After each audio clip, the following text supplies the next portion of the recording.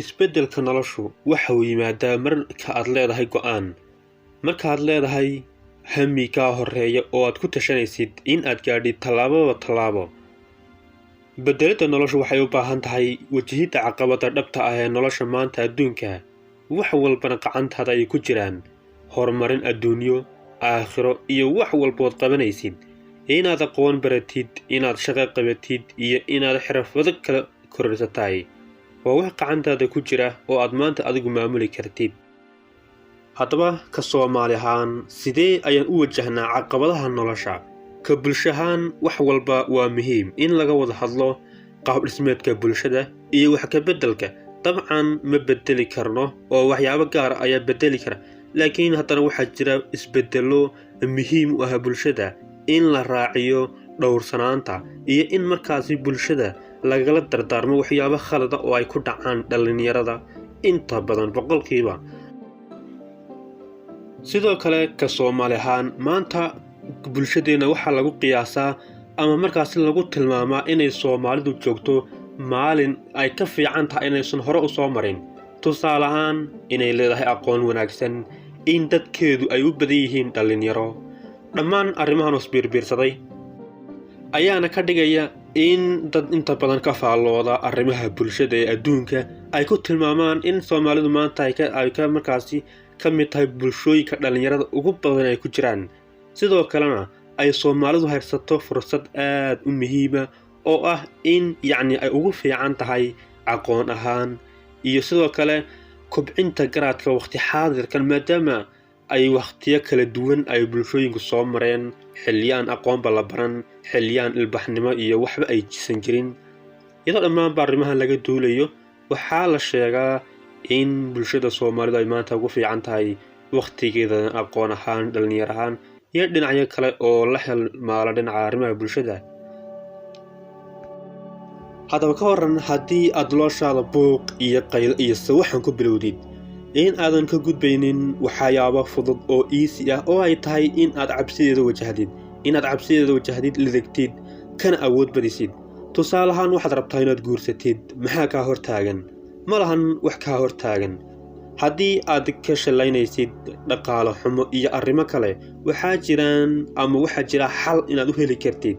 Dhaqaale xumada ku haysa in aad raadsan kartid qof aad fahmi kartaan. Ka maanta waxa aad inoogu badan bulshadeena furiinka maanta lama qiyaasi karo. 1 sano, sanad wax ka yar, 2 sannadood, 3 sannadood ayay dhalinyarteeni dhammaan isku wada fureen, iyagoo oo aan gaadhin libintii iyo jacaylkii la isku hayay iyo wixii shalay toole afka baarkiisa laga lahaa ee aan hoos beerka ugu dhaadhicin. Haddaba maxaynu u baahannahay? Waxaynu u baahannahay waa marka koowaad in uu qofku isagu la yimaado hal abuur iyo fikrad iyo inuu si dhab ah isku weydiiyo marka uu ficil samaynayo. Muhiimaddu waa intaas, inuu qofku markuu ficil samaynayo uu maskaxdiisa isticmaalo, in uu ka fikiro arrimo badan, arrimo dhinacyo kala duwan taabanaya, isagoo ku xisaabtamaya waqtiga la joogo iyo dhammaan dhinacyadiisa kala duwan. Haddaba isku day in aad dhammaanba arrimahaaga xalisitid, in aad si hoose u dhammaysid, in aadan wax walba bannaanka soo dhigin. Sidoo kale ka dhaqanka, xishoodka iyo asluubta dhaqanka in aan aad u ilaalino waa mid xil weyn naga saaran yahay. Sidoo kale haddii aad doonaysid inaad soo caan baxdid, fadlan ilaali dhammaan waxyaabaha kugu gadaaman, dhaqan ahaan, diin ahaan iyo arrimo badan oo adiga khaas ku ah oo Ilaahay kuu galladay, qurux ahaato iyo arrimo kale.